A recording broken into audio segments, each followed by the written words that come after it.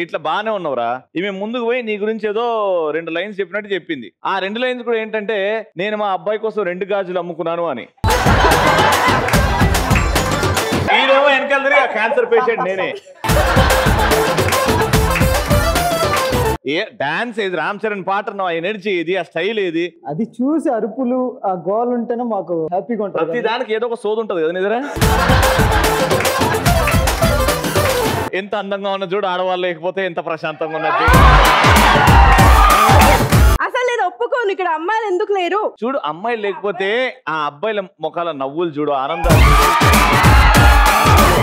అసలు ప్రపంచం మీద అమ్మాయి లేకపోతే ఎలాంటి కష్టాలు ఉండవురా.